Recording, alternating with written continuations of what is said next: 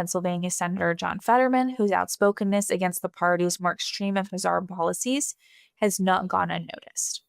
The first person to swing at Fetterman was Sonny Hostin of The Few, who accused Fetterman of blowing the Democrats' advantages won by the recent election. Hostin barked, "As you mentioned, Democrats had big wins last week, so you had momentum. Why give in now? Why bring a butter knife to a gunfight? Are you willing to gamble that the GOP will negotiate on healthcare in good faith once the government reopens? Because if that gamble's wrong, 500,000 Pennsylvanians you represent, their healthcare costs will skyrocket if you're wrong." Implicit in Hostin's hypothetical scenario regarding healthcare costs skyrocketing is the assumption that Democrats have not been lying about that probable outcome from the start. From all the data that we can see in the shutdown drama, it's the Democrats who don't care what happens to their voters, including their healthcare. I suspect Hostin's real anger is over the fact that Fetterman treated Democrat fearmongering as just more hot air. For his part, Fetterman did an excellent job channeling Sydney Sweeney and calmly responded, quote, 42 million Americans now are not sure where their next meal is going to come from, and because we vote like that. Or people that haven't been paid for 5 weeks now, and that kind of chaos. So those workers borrow more than $500 million from their credit union just to pay their bills.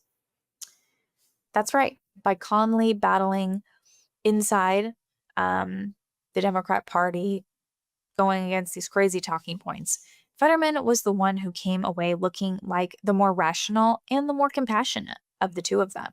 He definitely won that argument. But then came the cry of one Katie Couric, who also was determined to make Fetterman pay for his party apostasy. But even as her outrage mounted, the former morning news star could barely scratch Fetterman's knees, such was her moral stature. Her podcast interview can only be described as a series of botched gotcha attempts as she tried again and again to get Fetterman to acquiesce to the kind of extremist insanity that passes for rational thought on the left. Many of these attempts focused on getting Fetterman to agree that the recently assassinated Charlie Kirk had it coming because he used mean words. Quote, I think some people might say Charlie Kirk's rhetoric was extreme. I think that's the conversation that happened. People condemned political violence, but they also felt a great deal of discomfort with his language, suggesting that these kinds of words lead to violence. I don't know. I'm just kind of sharing my observations, and I saw the conversations unfold. To which Fetterman nodded and replied, yeah, I agree. I think we agree that we probably didn't agree with much of what he said, and I'm sure we both agree that you shouldn't shoot people and you shouldn't execute them in public. Boom.